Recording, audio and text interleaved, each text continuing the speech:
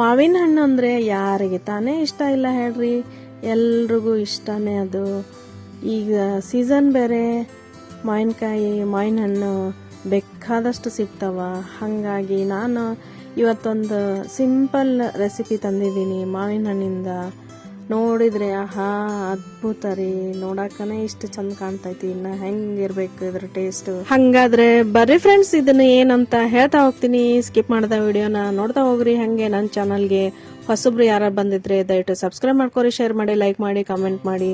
ಹಾಗೆ ನನ್ನ ಮುಂಬರೋ ವಿಡಿಯೋಸ್ಗೆ ಎಲ್ಲದಕ್ಕೂ ಪ್ರೋತ್ಸಾಹ ಕೊಡ್ರಿ. ನಮಸ್ಕಾರ ಫ್ರೆಂಡ್ಸ್, ಎಲ್ಲ ಹೆಂಗದ್ರಿ? ನಾನಂತೂ ಅಗ್ದಿ ಮಸ್ತ್ ಅಂದ್ರೆ ಮಸ್ತ್ ಅದೀನಿ.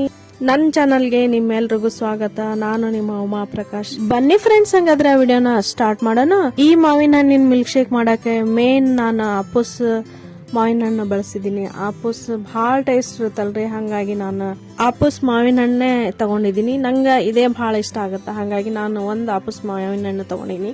ಸ್ವಲ್ಪ ಗೋಡಂಬಿ, ಬಾದಾಮ್ ಮತ್ತೆ ಪಿಸ್ತಾ ಪೀಸ್ ಮಾಡಿಟ್ಕೊಂಡಿನಿ. ಈ ತರ ಸಣ್ಣದಾಗಿ ಪೀಸ್ ಮಾಡಿಟ್ಕೊಂಡಿನಿ. ಒಂದು ಸ್ಪೂನ್ ಅಷ್ಟು ಬೆಲ್ಲದ ಪುಡಿ ತಗೊಂಡಿನಿ.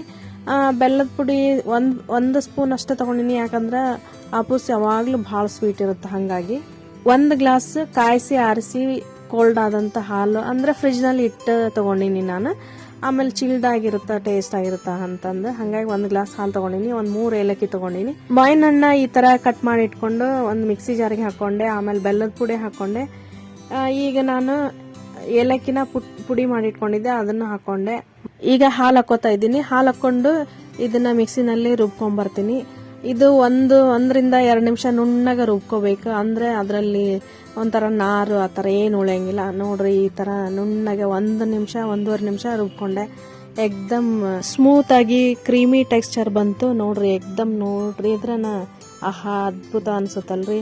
ಅದನ್ನ ಸರ್ವಿಂಗ್ ಗ್ಲಾಸ್ಗೆ ಹಾಕೊಂಡು ಮೇಲೆ ಡ್ರೈ ಫ್ರೂಟ್ಸ್ನ ಕಟ್ ಮಾಡಿ ಇಟ್ಕೊಂಡಿದ್ನಲ್ಲ, ಹಂಗೆ 4 ಪೀಸ್ ಉದುರಿಸ್ಕೊಂಡು ಚಿಲ್ಡಾಗಿ ಸರ್ವ್ ಮಾಡಿದೆ. ಆಹಾ ಕುಡಿತಾ ಇದ್ರೆ ಸ್ವರ್ಗ ರೀ, ಅದ್ಭುತವಾಗಿತ್ತು. ಆಮೇಲೆ ಬೆಲ್ಲ ಹಾಕಿರೋದ್ರಿಂದ ಆರೋಗ್ಯಕ್ಕೂ ಒಳ್ಳೇದು. ನೀವು ಬೇಕಂದ್ರೆ ಬೆಲ್ಲದ ಬದಲಿ ಸಕ್ಕರೆ ಹಾಕೋಬಹುದು. ಅದು ನಾನು ಆರೋಗ್ಯಕ್ಕೆ ಸಕ್ಕರೆಗಿಂತ ಬೆಲ್ಲನೇ ಒಳ್ಳೇದು ಅಂತ ಬೆಲ್ಲ ಬಳಸಿದ್ದೀನಿ. ನೋಡಿ ಫ್ರೆಂಡ್ಸ್, ನಾನು ಮಾಡಿದ ಈ ಮಾವಿನ ಹಣ್ಣಿನ ಮಿಲ್ಕ್ ಶೇಕ್ ನಿಮಗೆ ಇಷ್ಟ ಆದರೆ ದಯವಿಟ್ಟು ಕಮೆಂಟ್ನಲ್ಲಿ ತಿಳಿಸಿ. ಆಮೇಲೆ ನನ್ನ ಮುಂಬರೋ ಎಲ್ಲ ವಿಡಿಯೋಸ್ಗೂ ಪ್ರೋತ್ಸಾಹ ಕೊಡ್ರಿ. ಮತ್ತೊಂದು ರೆಸಿಪಿ ಜೊತೆಗೆ ಮತ್ತೆ ಬರ್ತೀನಿ. ಅಲ್ಲಿವರೆಗೂ ಧನ್ಯವಾದಗಳು. Thank you for watching my channel.